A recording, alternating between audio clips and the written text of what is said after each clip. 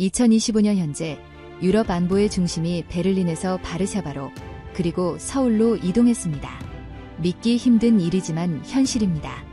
과거 안 잊고 오면 기다리라던 독일 라인메탈의 주가는 폭락했고 미 국방장관은 공식 석상에서 한국만이 우리를 구원할 수 있다고 선언했습니다. 도대체 무슨 일이 있었던 걸까요? 서류 검토만 1년이 걸리는 유럽의 관료주의를 비웃듯 계약 잉크가 마르기도 전에 무기를 실어보낸 한국의 속도. 그것은 단순한 무기 수출이 아니라 낡은 세계 질서에 대한 통쾌한 반란이었습니다. 세계가 한국의 힘 앞에 무릎 꿇게 된 결정적 순간을 공개합니다. 영상 시작 전에 구독과 좋아요를 눌러주시면 대한민국 방산의 위상이 전 세계에 더 널리 알려집니다. 그리고 오만한 유럽을 향한 통쾌한 역습을 응원한다면 한국의 역습, K방산이 세계 최고라 믿는다면 흑표 최강이라고 댓글로 남겨주세요. 그럼 사연 바로 시작합니다. 폴란드 국방장관의 사연입니다. 제가 한국을 너무나 과소평가했다는 것을 인정합니다. 저는 그들이 그저 미국의 낡은 무기를 라이선스 생산이나 하는 아류작 국가인 줄 알았습니다. 하지만 한국산 K9 자주포가 독일제 명품 PGH-2000보다 더 빠르고 정확하게 표적을 타격하는 순간 제 등줄기에는 소름이 돋았습니다. 그들은 흉내낸 것이 아니었습니다. 그들은 극한의 위협 속에서 스스로 진화해 스승이었던 서구를 뛰어넘어 버린 괴물이었습니다. 그 괴물이 우리 편이라는 사실이 이렇게 안도감이 들 줄은 몰랐습니다. 저는 지금 2025년의 바르샤바, 서늘한 공기가 감도는 제 집무실 창가에 서서 2년 전 그날을 떠올립니다. 창밖으로는 제가 기적이라 불렀던 그 결정의 산물들이 폴란드의 평원을 늠름하게 지키고 있습니다. 하지만 오늘날 우리가 누리는 이 견고한 평화의 이면에는 뼈를 깎는 듯한 절망과 모멸, 그리고 아무도 예상치 못했던 한 줄기 빛이 있었습니다. 이 이야기는 폴란드의 생존에 관한 기록이자 세계가 오만과 편견 속에서 놓치고 있던 한 나라의 경이로운 부상에 대한 증언입니다. 모든 것은 2023년 초 벨기에 브뤼셀의 나토 본부, 차갑고 건조한 공기로 가득 찬 비상대책회의장에서 시작되었습니다. 러시아의 야만적인 침공이 1년을 넘어서고 있습니다. 우크라이나의 형제들이 피를 흘리는 동안 우리는 무엇을 했습니까?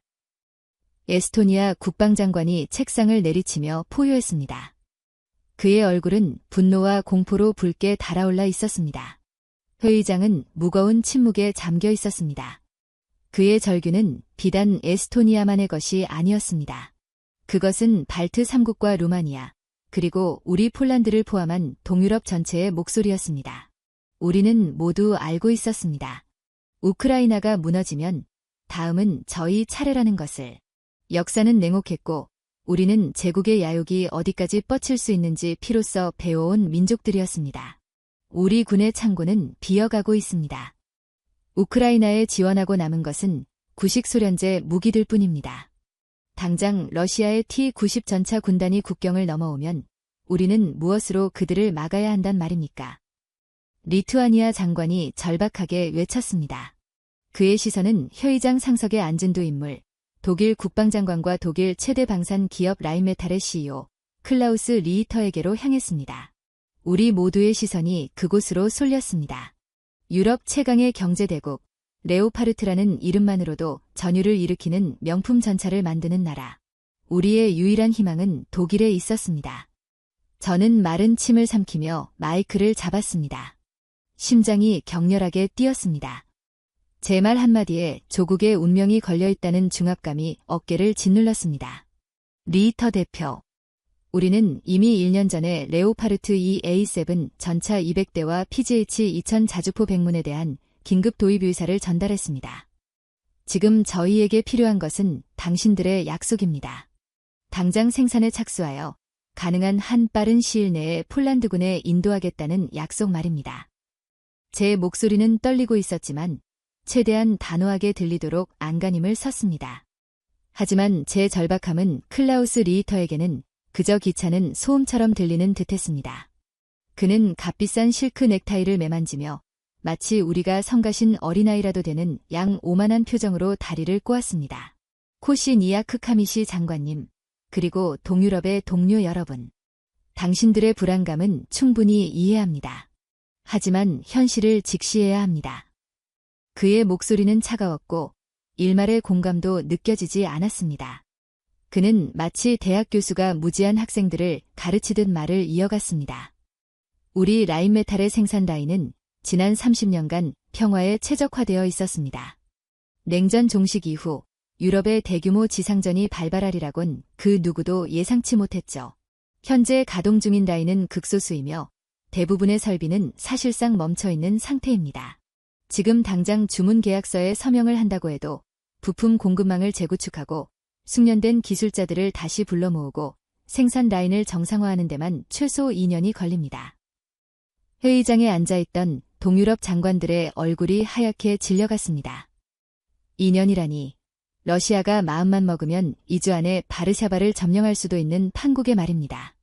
리히터는 우리의 표정 변화를 즐기기라도 하는 듯 말을 멈추고 잠시 우리를 둘러보았습니다. 그리고는 결정타를 날렸습니다. 모든 것이 순조롭게 진행된다는 가정하에 첫 인도는 아마 2027년 말이나 2028년 초에나 가능할 겁니다. 물론 이건 폴란드 한정입니다. 다른 나라들은 그 이후 순서대로 받게 되겠죠. 주문이 밀린 거 안 보이십니까? 안 입고 오면 기다리시는 수밖에요. 안 입고 오면 기다리든가. 그 말을 직접적으로 내뱉진 않았지만 그의 말투와 표정에는 정확히 그렇게 쓰여 있었습니다. 절망이 회의장을 검은 안개처럼 뒤덮었습니다. 5년. 그것은 사형 선고나 다름없었습니다. 저는 참지 못하고 자리에서 일어났습니다. 5년이라니. 장난하시는 겁니까? 5년 뒤에 폴란드라는 나라가 지구상에 존재할지조차 불확실한 상황이란 말입니다. 기술 이전을 해주십시오. 그렇다면 우리가 직접 면허 생산이라도 해서 시간을 단축할 수 있습니다.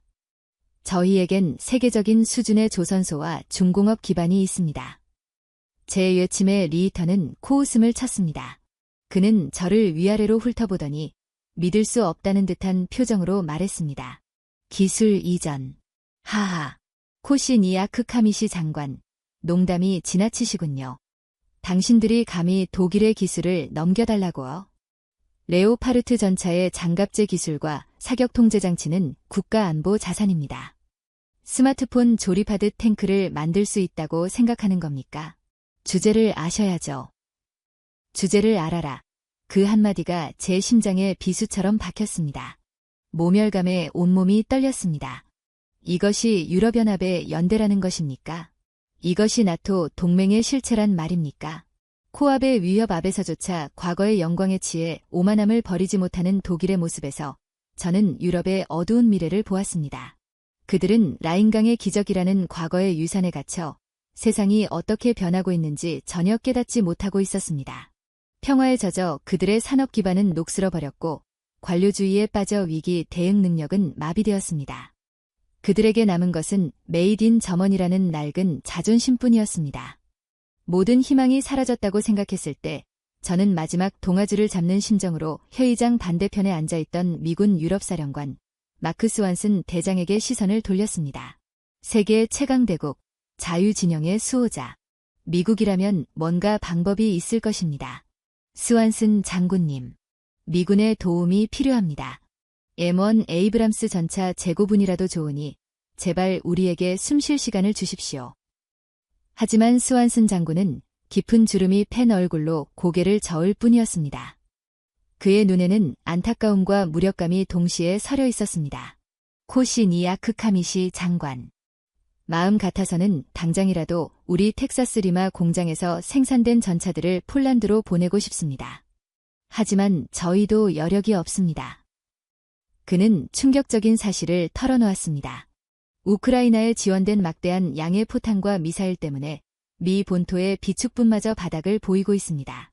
특히 155mm 포탄은 심각한 수준입니다. 지금 리마와 스크랜턴의 공장을 24시간 풀가동하고 있지만 우크라이나 전선을 유지하는 것만으로도 벅찬 상황입니다. 여기에 태평양의 긴장까지. 솔직히 말해 지금 당장 당신들에게 내어줄 수 있는 전략 자산은 거의 없습니다. 회의가 끝나고 저는 망연자실한 채 복도를 걷고 있었습니다. 그때 스완슨 장군이 제 어깨를 짚으며 조용히 저를 옆방으로 이끌었습니다. 그는 문을 닫고 나지막이 말했습니다. 장관, 이건 극비 사항이지만 당신은 알아야 할 것 같아서 말씀드리는 겁니다. 그의 표정은 아까보다 훨씬 더 심각했습니다. 얼마 전 펜타곤에서 내부 시뮬레이션을 돌렸습니다. 만약 중국이 대만을 침공하여 미중 전면전이 발발할 경우 현재 비축량으로는 미군이 단 일주일 만에 핵심 탄약을 모두 소진한다는 결과가 나왔습니다. 저는 제 귀를 의심했습니다. 세계 최강 미군이 일주일 만에 탄약이 동난다고요? 믿기 힘들겠지만 사실입니다. 지난 수십 년간의 평화와 세계화는 미국의 제조업 기반을 심각하게 무너뜨렸습니다. 우리는 반도체와 스마트폰을 아시아에 맡겼고 그 대가로 포탄과 미사일을 만드는 능력까지 함께 잃어버린 겁니다. 이제 미국은 혼자서 세계를 지킬 수 없습니다. 민주주의의 병기창이라 불리던 저희의 시대는 끝났습니다. 그의 고백은 독일의 오만함보다 더 큰 충격이었습니다. 우리가 믿었던 형님, 절대적인 수호자였던 미국마저 한계를 드러낸 것입니다. 절망의 구렁텅이가 더 깊어지는 것을 느꼈습니다. 그럼 저희는 이제 어떻게 해야 합니까? 제 목소리는 물먹은 솜처럼 힘없이 흘러나왔습니다. 스완슨 장군은 잠시 창밖을 바라보더니 의미심장한 말을 던졌습니다. 새로운 병기창을 찾아야 합니다. 우리 대신, 아니 우리와 함께 무기를 찍어낼 믿을 만한 나라 말입니다. 나토 규격을 충족하는 최고 수준의 무기를 관료주의 없이 미친 속도로 생산할 수 있는 나라. 그런 나라를 찾아야 합니다. 그는 제 눈을 똑바로 바라보며 말했습니다. 코시니아크 카미시 장관, 당신의 임무는 이제 레오파르트나 에이브람스를 구걸하는 게 아닙니다. 21세기의 병기창을 찾는 것입니다. 그 말을 끝으로 그는 제 어깨를 두드리며 방을 나갔습니다. 저는 한동안 그 자리에 못 박힌 듯 서 있었습니다. 새로운 병기창이라니. 독일도 미국도 아니라면 도대체 어디란 말입니까? 프랑스, 영국. 그들 역시 독일과 별반 다르지 않은 상황이었습니다. 머릿속이 하얗게 비어버린 채 저는 비행기에 몸을 싣고 바르샤바로 돌아왔습니다. 그날 밤 저는 국방부 집무실에서 잠들지 못했습니다. 책상 위에는 유럽 각국 방산업체들의 카탈로그가 흩어져 있었지만 그 어디에서도 희망을 찾을 수 없었습니다. 시간은 흐르고 창밖이 희미하게 밝아올 무렵이었습니다. 저는 완전히 탈진한 상태로 제 오랜 친구이자 최고의 전략 참모인 야쿠프 노박 대령을 불렀습니다. 야쿠프, 우리는 끝난 것 같네. 저는 텅 빈 눈으로 그에게 말했습니다. 독일은 우리를 조롱했고 미국은 우리를 도울 힘이 없어. 유럽의 그 어떤 나라도 우리에게 당장 전차 한 대를 줄 수 없네. 러시아가 국경을 넘으면 우리는 그저 기도하는 수밖에. 야쿠프는 말없이 제 이야기를 듣고 있었습니다. 그는 언제나처럼 침착했습니다. 제가 말을 마치자 그는 조용히 서류철 하나를 제 책상 위에 올려놓았습니다. 장관님, 아직 방법이 있을지도 모릅니다. 저는 실수했습니다. 방법. 무슨 방법 말인가? 하늘에서 전차라도 떨어지기라도 한다는 건가? 드러나 보세. 미국 수준의 무기를 독일이 약속한 물량만큼 3개월 안에 우리 땅에 가져올 수 있는 나라가 지구상에 존재하기라도 하나. 저는 그것이 불가능한 질문이라는 것을 알면서도 신락 같은 희망이라도 붙잡고 싶은 심정에 그를 다그쳤습니다. 야쿠프는 제 눈을 피하지 않고 단호한 목소리로 대답했습니다. 예, 장관님. 단 한 곳 있습니다. 그는 제가 볼 수 있도록 서류철의 첫 페이지를 넘겨 제 쪽으로 밀었습니다. 그곳에는 익숙하면서도 동시에 너무나도 낯선 이름이 적혀 있었습니다. 대한민국. 저는 잠시 그 글자를 이해하지 못했습니다. 대한민국. 삼성 스마트폰과 현대 자동차, BTS와 오징어 게임의 나라. 물론 그들이 만든 K-팝과 드라마는 제 딸이 열광할 정도로 세계적이었고 그들의 반도체 기술은 유럽이 감히 넘볼 수 없는 수준이라는 것도 알고 있었습니다. 하지만 무기라니. 그것도 나토 최전선 국가의 운명을 맡길 병기창이라니. 야쿠프, 지금 나랑 장난하나? 핸드폰이나 만드는 나라가 무슨 탱크란 말인가? 그들의 주력 전차가 뭔지 이름이라도 아는 사람이 여기 있나? K 뭐라고 하던데. 그게 레오파르트나 에이브람스에 비견될 수 있다고 진심으로 생각하는 건가? 제 목소리에는 실망과 짜증이 뒤섞여 있었습니다. 주변 유럽 국가들과 독일 언론이 우리를 어떻게 비웃을지 눈에 선했습니다. 폴란드가 결국 미쳐서 아시아산 장난감을 사들인다. 저급한 아시아산 무기를 유럽 땅에 들일 셈이냐? 는 조롱이 귀에 들리는 듯했습니다. 하지만 야쿠프는 흔들리지 않았습니다. 그는 오히려 확신에 찬 목소리로 반박했습니다. 장관님, 그것이 바로 독일과 우리가 가진 편견입니다. 그리고 그 편견이 우리의 눈을 멀게 하고 있었습니다. 그는 서류철의 다음 페이지를 넘겼습니다. 그곳에는 위성사진과 각종 데이터가 빽빽하게 인쇄되어 있었습니다. 장관님께서는 핸드폰이나 만드는 나라라고 하셨지만 정확히는 세계 최고의 제조업 기반과 속도를 가진 나라입니다. 그들은 우리처럼 평화에 취해 공장 문을 닫은 적이 없습니다. 지난 70년간 단 하루도 쉬지 않고 북쪽의 위협에 대비해왔기 때문입니다. 그들의 공장 라인은 지금 이 순간에도 24시간 돌아가고 있습니다. 용광로는 식지 않았고 기술자들은 단 한 번도 현장을 떠나지 않았습니다. 그의 설명은 계속되었습니다. K2 흑표 전차. 자동장전 장치를 탑재하여 승무원이 3명뿐이며 능동방호 시스템과 네트워크전 능력을 갖춘 최첨단 4세대 전차. K9 천둥 자주포. 이미 에스토니아, 핀란드, 노르웨이 등 북유럽 나토 회원국들이 도입하여 극찬하고 있는 베스트셀러. 쏘고 신속히 진지를 바꾸는 능력은 독일의 PGH-2000을 능가한다는 평가까지 받고 있었습니다.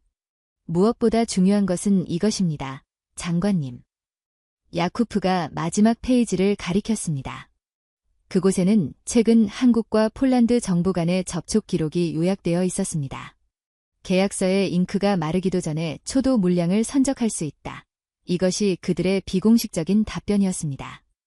그들은 독일처럼 5년을 이야기하지 않았습니다. 5개월도 아니었습니다.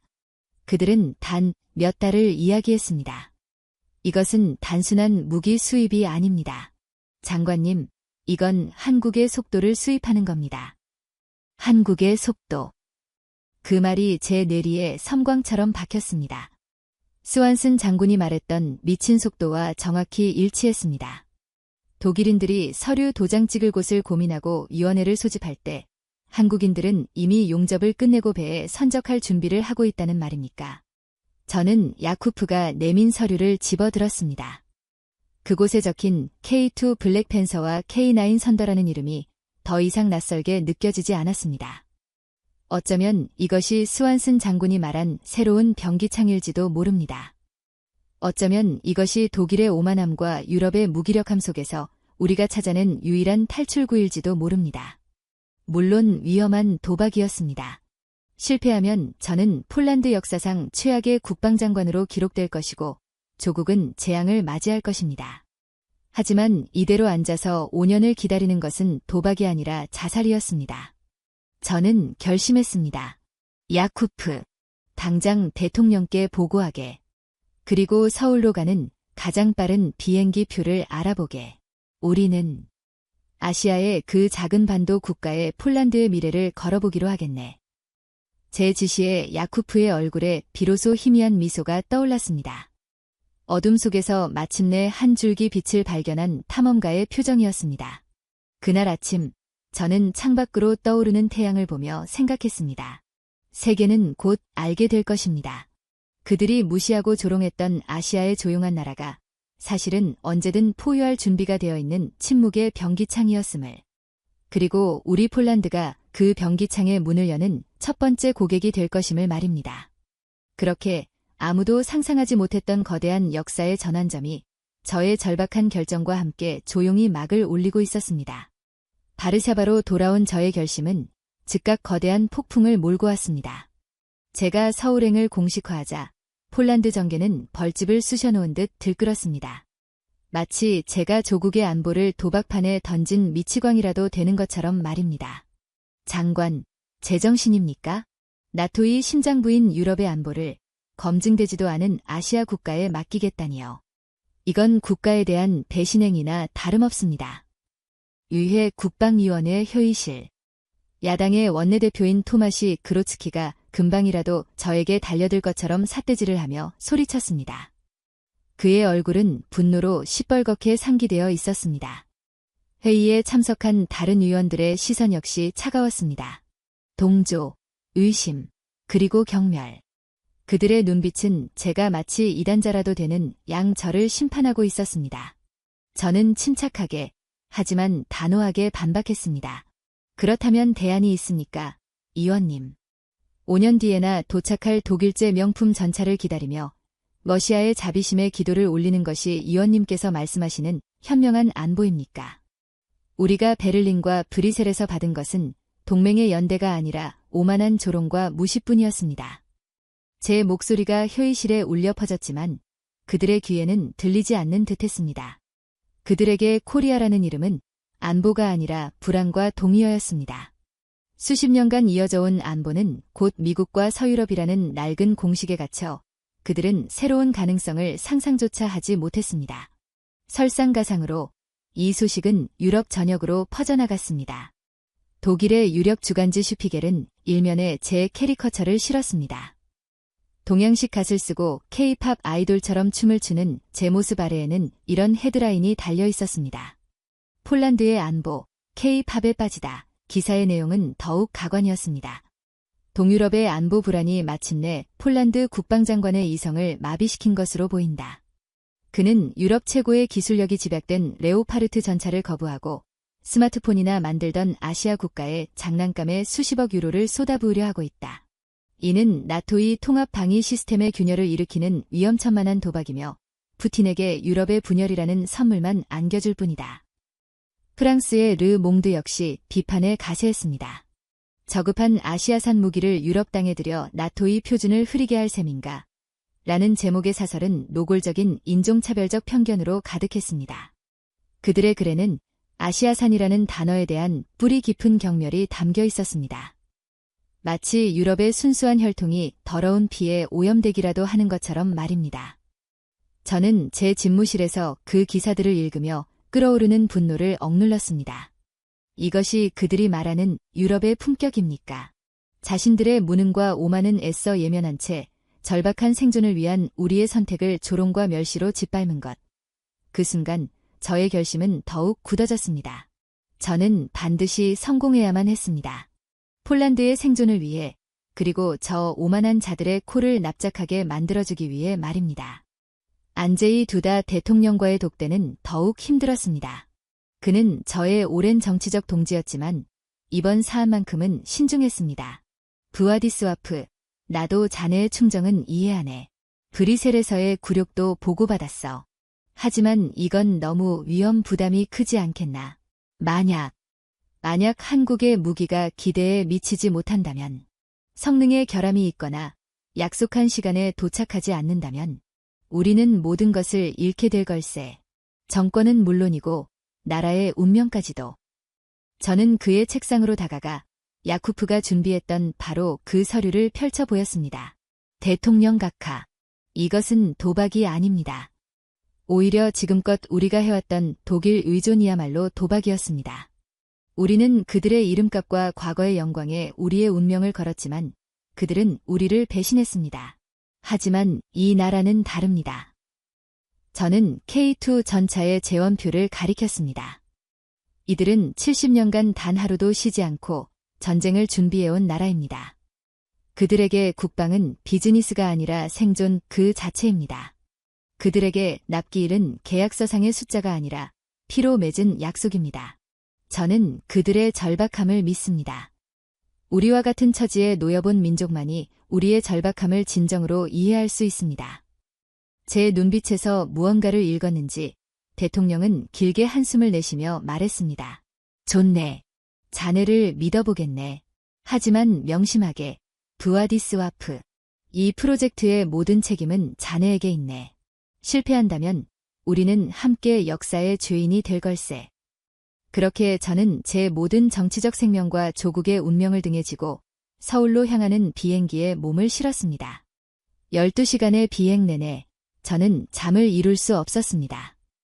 머릿속에서는 온갖 최악의 시나리오가 떠올랐습니다.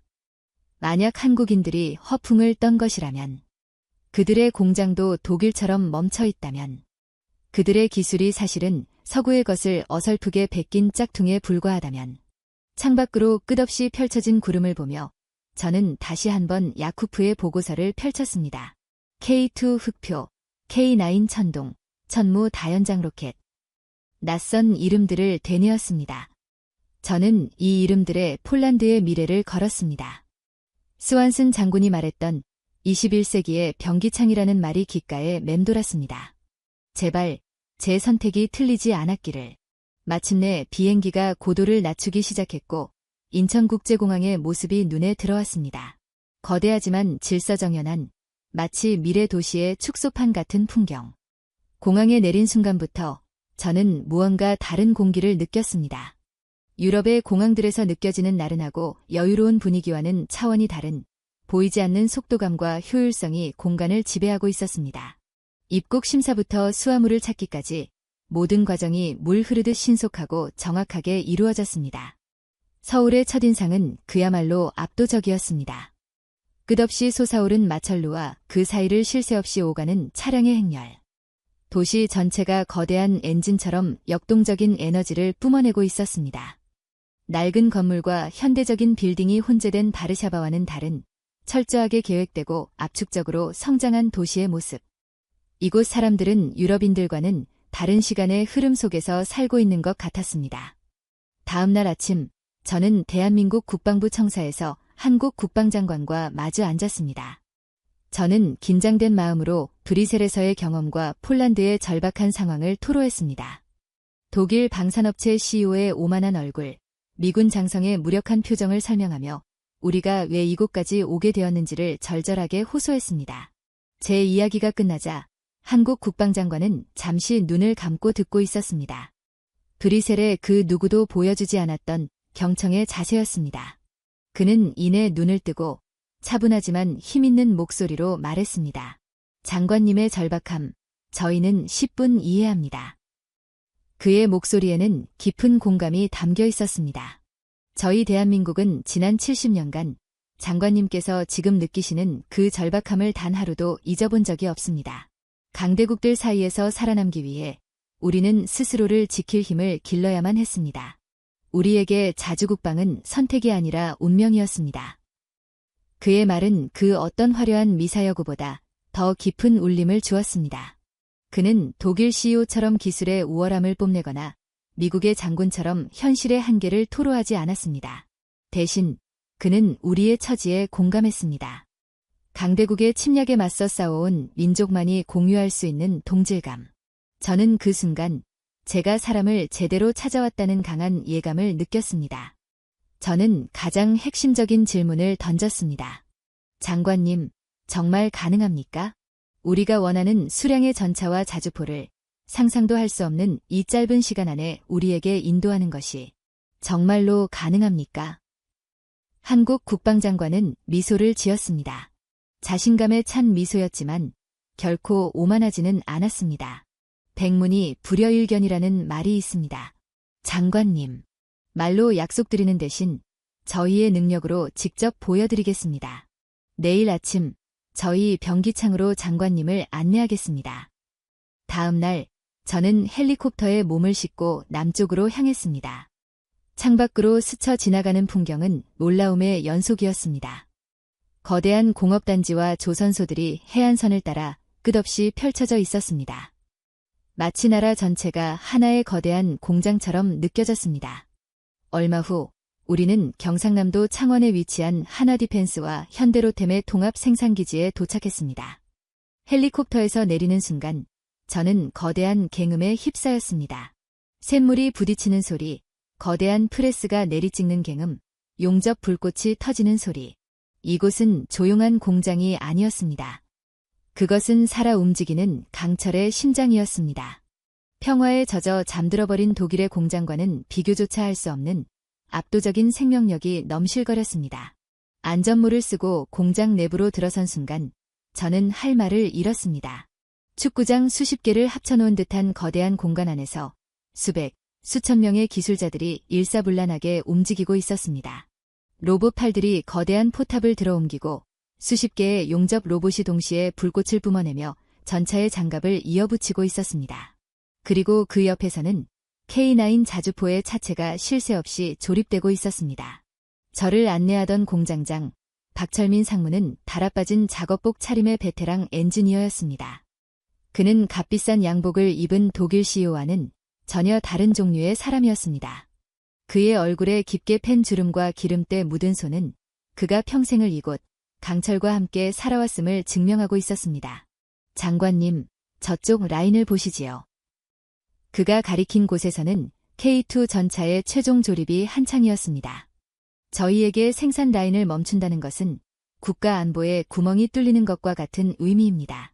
북쪽에서 언제 무슨 일이 터질지 모르기 때문에 이 공장은 365일, 24시간 전시 상태나 다름없습니다. 저희 기술자들은 서류 작업이나 회의 대신 현장에서 기름 냄새를 맡으며 살아갑니다. 저는 믿을 수 없는 광경에 입을 다물지 못했습니다. 제가 알던 제조업의 상식을 완전히 파괴하는 속도와 규모였습니다. 그때 저는 한쪽 구석에 비어있는 거대한 공간을 발견했습니다. 저곳은 무엇을 위한 공간입니까? 제 질문에 박 상무가 시익 웃으며 대답했습니다. 아, 저곳 말입니까? 장관님께서 오신다는 소식을 듣고 지난 3주 동안 새로 증설한 라인입니다. 폴란드 수출 물량을 위한 전용 라인이지요. 계약만 체결되면 내일부터 당장 가동될 겁니다. 3주. 그들은 단 3주 만에 새로운 생산 라인을 만들어냈다는 말입니까? 독일이 부품 하나 구하는데 몇 달이 걸린다고 투덜댈 때 이 사람들은 새로운 공장을 짓고 있었습니다. 그 순간 유럽 언론의 조롱과 비난은 제 머릿속에서 완전히 사라졌습니다. 그들은 몰랐습니다. 세상이 얼마나 무섭게 변하고 있는지. 자신들이 아시아의 장난감 공장이라 비웃던 이곳이 사실은 자신들의 안보를 책임질 유일한 희망이 될 것이라는 사실을 말입니다. 저는 마지막 남은 의구심을 떨치기 위해 물었습니다. 성능은 어떻습니까? 이 무기들이 과연 나토의 까다로운 작전 요구 조건을 만족시킬 수 있겠습니까? 박 상무는 저를 K9 자주포 앞으로 이끌었습니다. 포신에는 노르웨이, 핀란드, 에스토니아 국기가 나란히 그려져 있었습니다. 장관님, 이 K9들은 이미 수년 전부터 북유럽의 혹한 속에서 나토 동맹국들과 함께 훈련해왔습니다. 그들의 데이터 링크 시스템, 탄약 규격은 이미 나토 표준과 완벽하게 호환됩니다. 장관님께서 걱정하시는 것은 저희에게는 이미 과거에 해결된 문제입니다. 저희는 장관님의 요구사항을 처음부터 개발하는 것이 아니라 저희 데이터뱅크에서 폴란드라는 옵션을 추가하기만 하면 됩니다. 그의 자신감 넘치는 대답은 단순한 허세가 아니었습니다. 그것은 수많은 시행착오와 실전적인 경험을 통해 축적된 기술력에 대한 확신이었습니다. 공장 견학을 마친 우리는 인근의 군사 시험장으로 이동했습니다. 그리고 그곳에서 저는 제 눈으로 강철의 약속을 확인했습니다. 먼저 K9 자주포의 사격 후 신속 진지 변환 시연이 펼쳐졌습니다. K9이 포탄 3발을 불과 15초 만에 표적에 명중시킨 뒤 마지막 포탄이 땅에 떨어지기도 전에 포신을 접고 쏜살같이 다음 위치로 이동하는 모습은 경이로움 그 자체였습니다. 저와 함께 온 폴란드 포병 장교가 자신의 스톱워치를 보며 중얼거렸습니다. 이럴 수가. PGH-2000으로는 불가능한 속도입니다. 이어진 K2 전차의 기동 및 사격 시범은 더욱 압도적이었습니다. K2 전차는 험지를 마치 평지처럼 질주하며 움직이는 표적을 정확하게 명중시켰습니다. 특히 전차장이 새로운 표적을 탐색하는 동안 포수가 기존 표적을 공격하는 헌터 킬러 능력은 9세대 전차에 익숙했던 우리 군 관계자들에게 엄청난 충격을 주었습니다. 이것은 단순한 탱크가 아니었습니다. 지상을 지배하는 네트워크화된 첨단 살상 병기였습니다. 모든 시연이 끝나고 포연이 옅어지는 시험장을 바라보며 저는 깨달았습니다. 저는 오늘 단순한 무기 성능 테스트를 본 것이 아니었습니다. 저는 폴란드의 미래를 절망 속에서 찾아낸 한 줄기 희망의 실체를 목격한 것입니다. 그날 저녁 서울의 한 호텔에서 열린 계약 서명식. 제 앞에는 폴란드 역사상 가장 거대한 규모의 무기 도입 계약서가 놓여 있었습니다. 펜을 들자 지난 몇 주간 저를 짓눌렀던 모든 의심과 불안이 눈 녹듯 사라졌습니다. 이제 남은 것은 확신뿐이었습니다. 저는 서명을 하기 전 맞은편에 앉은 한국 국방장관을 바라보며 말했습니다. 전 세계가, 심지어 우리나라 사람들조차 제가 미쳤다고 합니다. 그러자 한국 국방장관이 온화하지만 강한 눈빛으로 저를 보며 대답했습니다. 장관님, 역사는 오늘 장관님의 결단이 가장 현명했음을 증명할 것입니다. 저는 펜을 들어 계약서에 제 이름을 적었습니다. 잉크가 종이에 스며드는 것을 보며 저는 속으로 다짐했습니다. 저는 오늘 단순한 무기 계약서에 서명한 것이 아닙니다. 저는 오만과 나태에 빠진 낡은 유럽과 결별하고 속도와 효율, 그리고 생존을 향한 절박함으로 무장한 새로운 파트너와 강철의 약속을 맺은 것입니다. 이것은 단순한 무기 수입이 아닙니다. 한국의 속도를 수입하는 것입니다. 저는 유럽의 미래를 이곳 대한민국에 걸었습니다. 이제 남은 것은 이 기적이 현실이 되어 저 오만한 자들의 눈앞에 펼쳐지는 것을 기다리는 일뿐이었습니다. 서울에서 돌아온 후 저의 시간은 초조함과 인내의 연속이었습니다. 제가 강철의 약속이라 믿었던 그 계약은 유럽의 시각에서는 아시아산 리스크에 폴란드의 명운을 건 어리석은 도박으로 치부되었습니다.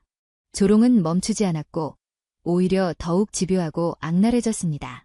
계약서의 잉크는 마르겠지만 폴란드의 항구는 영원히 비어있을 것이다. 독일 국방위원회의 한 의원이 비공식 석상에서 내뱉었다는 이 한마디는 유럽 언론을 통해 확산되며 저를 조롱하는 유행어가 되어버렸습니다. 트위터에서는 텅 빈 그단스크 항구라는 해시태그가 돌았고 사람들은 텅 빈 항구를 배경으로 제가 갓을 쓰고 춤추는 합성사진을 공유하며 비웃었습니다. 내각회의는 매번 청문회 같았습니다. 재무장관은 검증되지도 않은 무기에 천문학적인 예산을 쏟아부었다 며 날 비난했고 예무장관은 독일과 프랑스와의 예교 관계를 파탄냈다 며 우려를 표했습니다. 심지어 제가 믿었던 국방부 내부에서조차 회의적인 시선이 가득했습니다. 독일 레오파르트 전차 조종을 평생의 영예로 여겨온 일부 기갑부대 원로 장성들은 아시아제 탱크의 운전대를 잡느니 차라리 퇴역하겠다 는 말까지 공공연히 흘렸습니다. 저는 매일 아침 서울의 파트너가 보내오는 단 한 줄짜리 이메일로 하루를 시작했습니다. 진행률 18%, 진행률 35%, 진행률 62%, 진행률 88%. 그 흔한 안부 인사나 수사 여구 하나 없이 오직 차가운 숫자로만 이루어진 보고. 하지만 그 숫자는 저에게 유일한 위안이자 희망이었습니다. 저는 매일 밤 그 숫자들을 보며 잠이 들었고 그들이 보여주었던 경이로운 공장의 모습을 떠올리며 내일의 조롱을 견딜 힘을 얻었습니다. 어느 날 제 집무실로 독일 주재 폴란드 대사로부터 긴급 전문이 도착했습니다.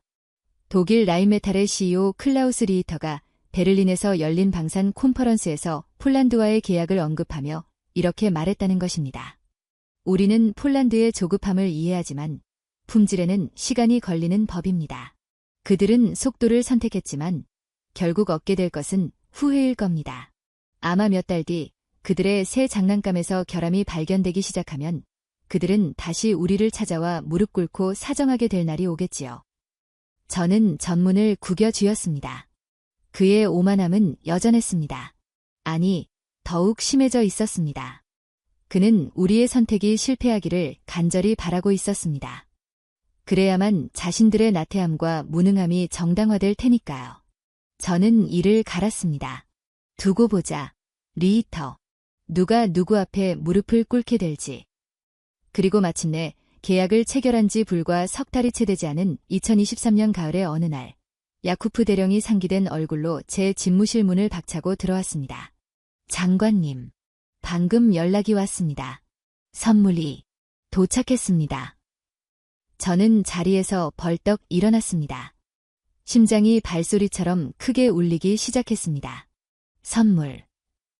그것은 한국 측에서 초도 물량 선적을 완료하며 보낸 짧은 메시지에서 썼던 그들만의 암호였습니다.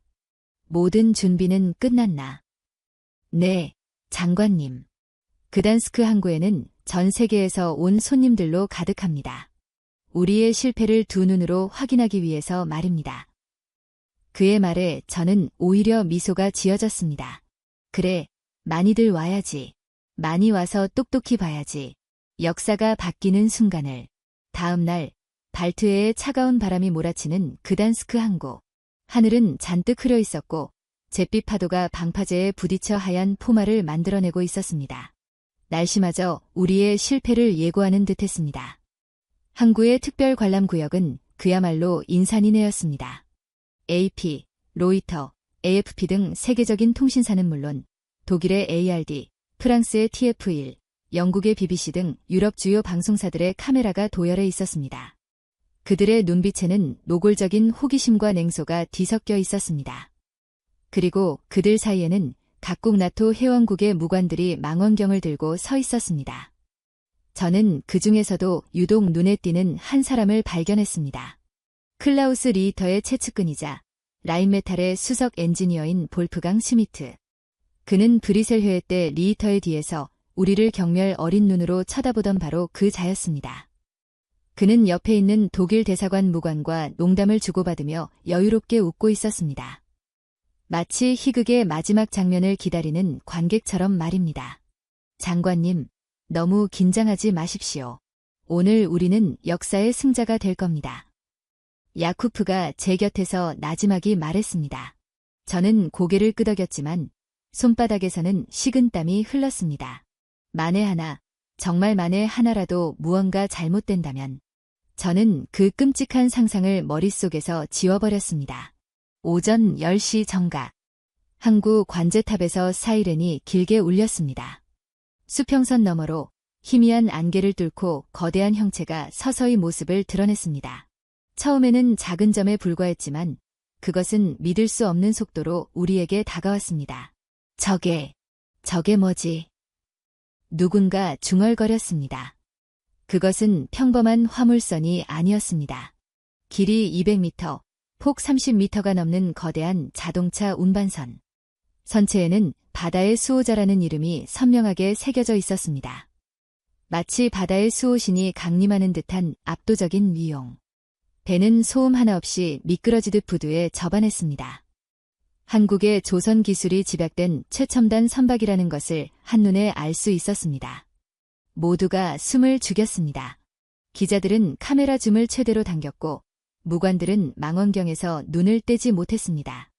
볼프강 슈미트의 얼굴에서도 웃음기가 사라져 있었습니다. 그는 무언가 잘못 되어가고 있음을 직감한 듯 미간을 찌푸렸습니다. 쿵. 거대한 램프 도어가 육중한 소리를 내며 내려오기 시작했습니다.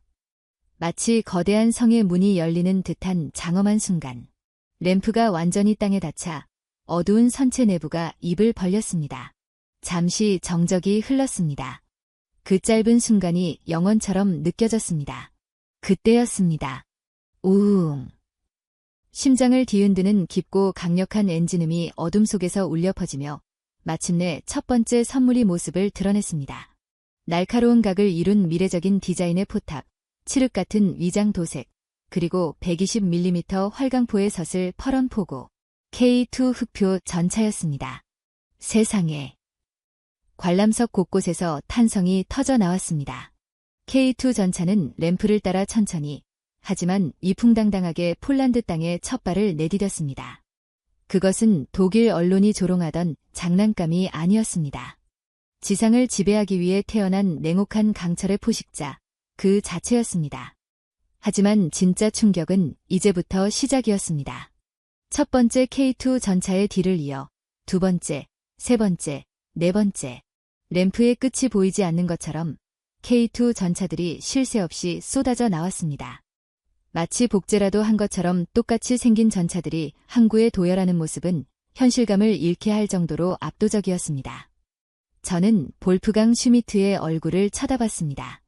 그의 얼굴은 하얗게 질려 있었습니다. 손에 들고 있던 서류 뭉치를 자신도 모르게 바닥에 떨어뜨렸지만 그는 그것을 주울 생각조차 하지 못했습니다. 그의 동공은 야쿠프의 표현을 빌리자면 그야말로 지진이 난 것처럼 격렬하게 흔들리고 있었습니다. 그는 알아챈 것입니다. 저 정도 물량을 저 정도 속도로 생산하고 운송하는 것이 무엇을 의미하는지를.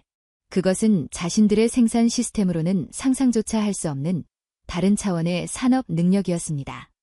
그는 옆에 있던 무관에게 덜덜 떨리는 목소리로 묻고 있었습니다. 불가능합니다. 이건 절대로 불가능합니다. K2 전차 행렬이 끝나자 이번에는 더 육중한 차체의 K9 천둥 자주포들이 모습을 드러냈습니다. 15.5m에 달하는 거대한 포신을 하늘로 향한 채 마치 개선하는 장군처럼 위용을 뽐내며 항구를 가득 메웠습니다. 불과 석 달 독일이 5년이 걸린다며 배짱을 부렸던 최신형 전차와 자주포 수십 대가 지금 제 눈앞에 폴란드의 땅 위에 서 있었습니다. 그 순간 제 곁에 서 있던 미군 유럽 사령부 소속의 한 장성이 망원경을 내리며 나지막이 중얼거렸습니다. 저는 그 말을 똑똑히 들었습니다. 이 속도는 물리적으로 불가능합니다. 미군의 신속전 개군조차도 이렇게 해낼 수는 없습니다. 세상에 도대체 한국인들은 정체가 뭡니까? 그의 중얼거림은 최고의 찬사였습니다. 민주주의의 병기창이었던 미국의 후예조차 인정한 한국의 속도. 저는 벅차오르는 감정을 억누를 수 없었습니다. 눈시울이 뜨거워졌습니다. 이것은 단순한 무기 하역식이 아니었습니다. 이것은 폴란드의 새로운 독립선언이자 낡은 유럽의 질서를 향한 통쾌한 반격이었습니다. 현장에 나와 있던 폴란드 기갑부대 장병들은 더 이상 말을 잇지 못했습니다.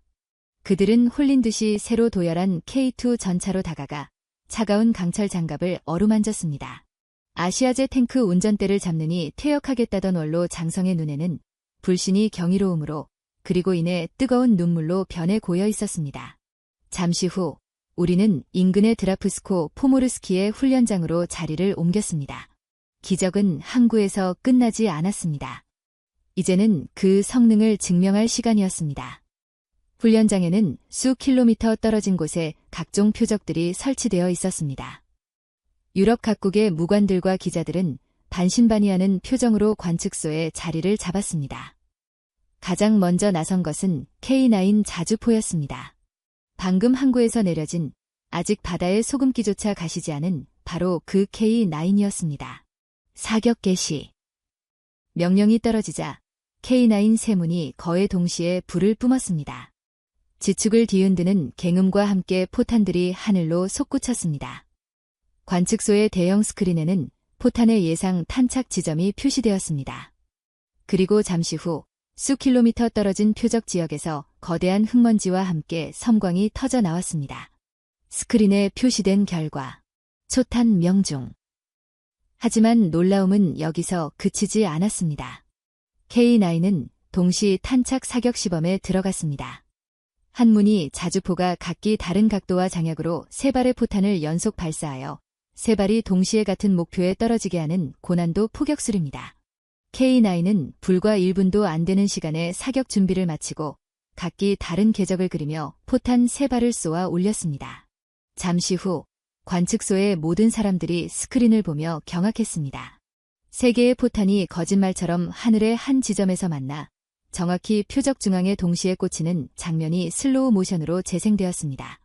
맙서사 PGH-2000보다 더 빠르고 정확합니다. 독일 무관이 망연자실한 목소리로 중얼거렸습니다. 그의 목소리는 더 이상 오만하지 않았습니다. 오직 순수한 충격만이 담겨 있었습니다. 마지막 하이라이트는 K2 전차의 차지였습니다.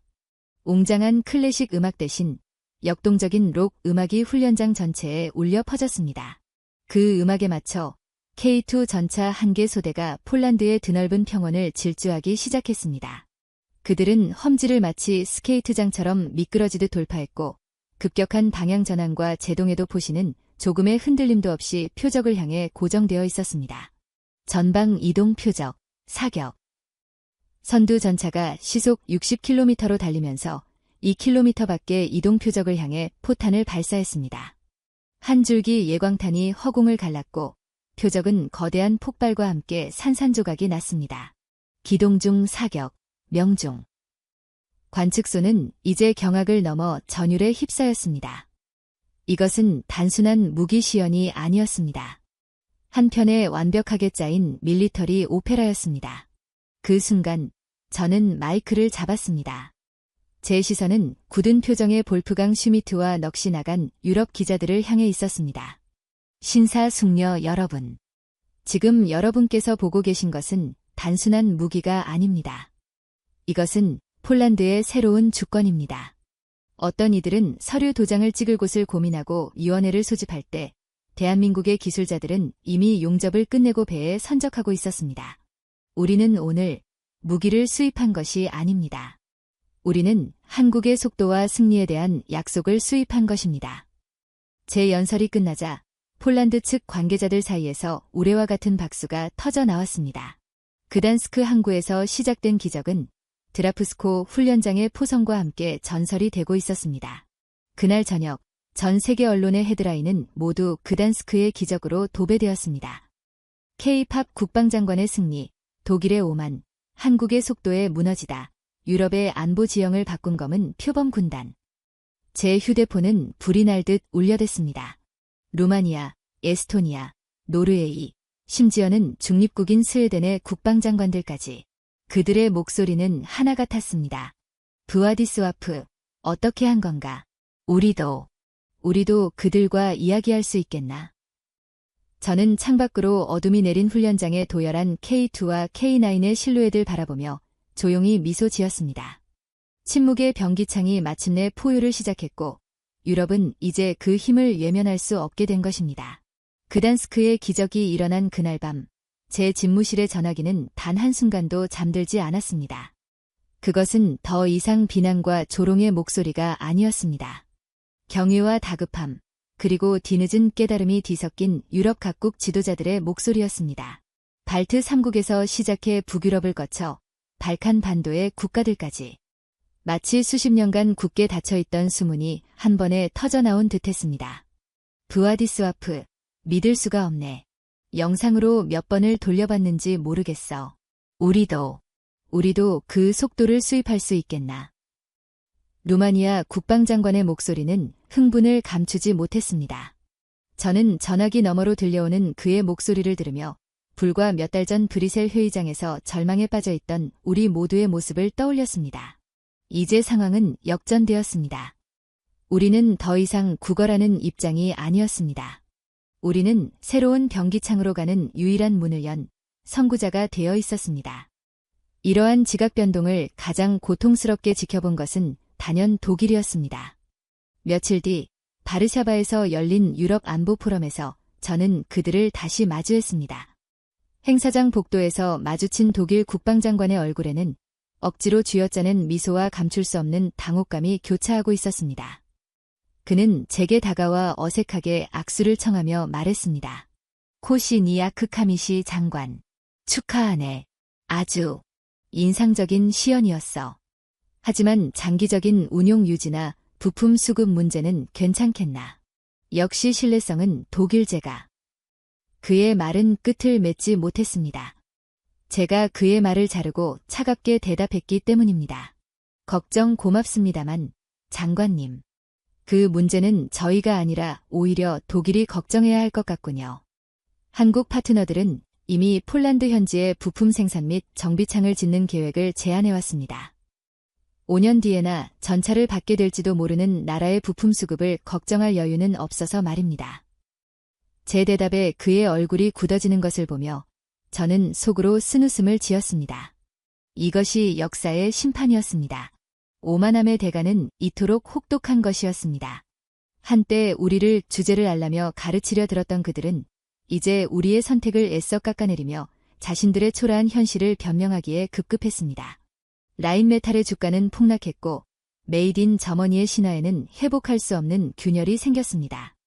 진정한 변화는 그 이후에 시작되었습니다. 한국은 단순히 무기를 파는데 그치지 않았습니다. 그들은 유럽의 심장부에 자신들의 산업 생태계를 통째로 이식하기 시작했습니다. 2024년 봄, 저는 폴란드 남부의 산업도시 카토비체 인근의 광활한 부지에 서 있었습니다. 그곳에서는 폴란드 역사상 가장 거대한 공장의 기공식이 열리고 있었습니다. 폴란드와 대한민국의 국기가 나란히 펄럭이는 가운데 K2 전차와 K9 자주포를 현지에서 생산할 K방산 유럽 허브가 첫 삽을 뜨는 순간이었습니다. 한국의 방식은 모든 면에서 충격적이었습니다. 그들은 독일처럼 기술 이전에 인색하지 않았습니다. 오히려 적극적으로 폴란드 기술자들에게 핵심 기술을 전수하고 우리의 중공업 인프라를 활용하여 함께 성장하는 파트너십을 제안했습니다. 계약서에는 단순한 생산 라인 건설이 아니라 장갑제, 파워팩, 전자장비 등 핵심 부품의 공동 개발 및 생산 계획까지 포함되어 있었습니다. 우리는 물고기를 파는 것이 아니라 함께 물고기를 잡는 법을 공유하고 싶습니다. 폴란드의 강력한 공업 기반과 우리의 기술, 그리고 속도가 결합된다면 이곳은 유럽을 지키는 가장 견고한 방패가 될 것입니다. 기공식 연설에 나선 한국 방산기업 대표의 말은 공허한 예교적 수사가 아니었습니다. 그것은 함께 피를 흘릴 수 있는 동맹에게만 보여주는 진정한 신뢰의 표현이었습니다. 폴란드인들은 열광했습니다. 우리 젊은 엔지니어들은 한국에서 온 기술자들을 스승처럼 따랐고 두 나라의 작업자들은 언어의 장벽을 넘어 설계도를 함께 보며 밤샘 작업을 이어갔습니다. 공장은 독일이라면 수년이 걸렸을 일을 단 1년 만에 완성해냈습니다. 폴란드에 이어 루마니아에도 거대한 생산기지가 들어섰습니다. 폴란드가 중부 유럽의 기갑 전력을, 루마니아가 흑해 연안의 포병 및 방공망을 책임지는 쌍두마차 체제가 구축된 것입니다. 유럽의 동쪽 국경선은 사실상 한국산 무기 벨트로 재편되고 있었습니다. 이제 유럽의 어느 나라가 새로운 무기를 원한다면 그들은 더 이상 베를린이나 파리가 아닌 바르샤바와 부쿠레슈티의 문을 두드려야 했습니다. 유럽의 무기고는 한국이 설계하고 폴란드와 루마니아가 생산하는 방식으로 채워지기 시작했습니다. 우리는 더 이상 소비자가 아닌 생산의 주체가 된 것입니다. 이러한 거대한 변화의 물결은 마침내 대서양을 건너 워싱턴에까지 닿았습니다.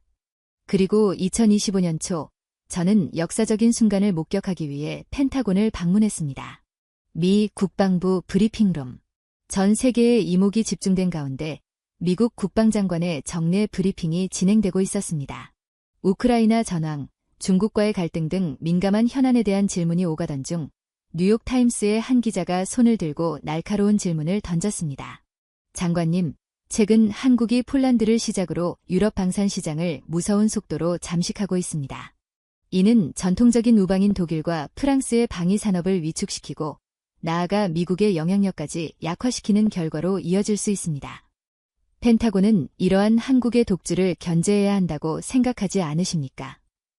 브리핑룸에 순간적인 정적이 흘렀습니다. 모두가 미국 국방장관의 입을 주목했습니다. 그의 대답에 따라 새로운 미-한 갈등의 서막이 오를 수도 혹은 새로운 동맹의 시대가 공인될 수도 있는 순간이었습니다. 미국 국방장관은 질문을 던진 기자를 잠시 바라보더니 예상치 못한 미소를 지었습니다. 견제라고요. 그는 고개를 저으며 말을 이었습니다. 그들은 우리의 경쟁자가 아닙니다. 그들은 우리의 구세주입니다. 구세주. 그 한마디에 브리핑룸 전체가 술렁였습니다.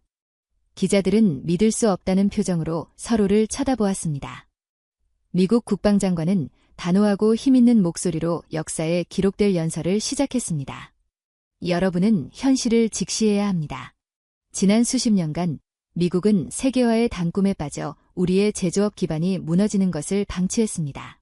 우리의 공장들은 문을 닫았고 숙련된 기술자들은 일자리를 잃었습니다.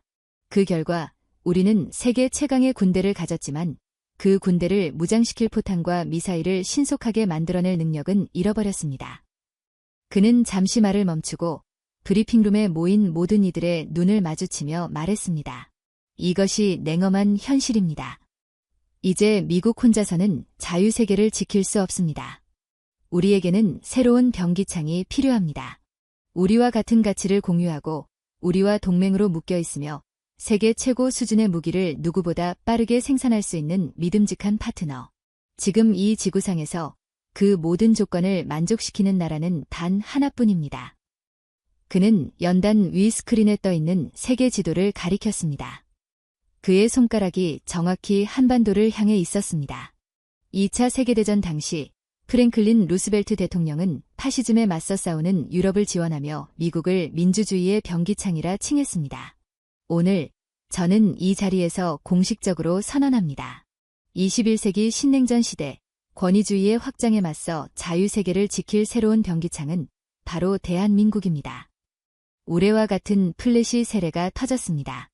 저는 브리핑룸 한쪽에서 기빈 자격으로 그 모습을 지켜보며 전율을 느꼈습니다. 스완슨 장군이 제게 비밀스럽게 말했던 그 예언이 이제 세계 최강대국의 국방수장 입을 통해 전 세계에 공표되는 순간이었습니다. 한국은 더 이상 미국의 보호를 받는 동생이 아니었습니다. 무너진 형님을 대신해, 아니 형님과 어깨를 나란히 하고 자유진영의 무기고를 책임지는 파트너로 공식 인정받은 것입니다. 그 후 세상은 우리가 상상했던 것보다 더 빠르게 변했습니다. 한 장면. 미 해군의 최신의 이지스 구축함 알레이 버크함이 수리를 위해 일본의 요코스카가 아닌 대한민국의 거제도 대우조선해양 드라이독으로 들어왔습니다. 거대한 함선이 한국인 기술자들의 지휘 아래 한 치의 오차도 없이 도크에 안착하는 모습을 보며 미 해군 제7함대 사령관은 이제 우리의 생명줄은 한국의 조선소에 달려있다고 말했습니다. 또 다른 장면. 폴란드 카토비체에 세워진 K방산 유럽 허브에서는 폴란드 국기뿐만 아니라 루마니아, 노르웨이, 핀란드, 에스토니아의 국기가 함께 펄럭였습니다. 그 공장에서 생산된 K2 전차와 K9 자주포에는 각국의 국기가 새겨진 채 유럽 각지의 부대로 실려 나갔습니다. 유럽의 안보는 이제 한국에서 만들고 폴란드에서 조립한다는 새로운 표준으로 통일되고 있었습니다.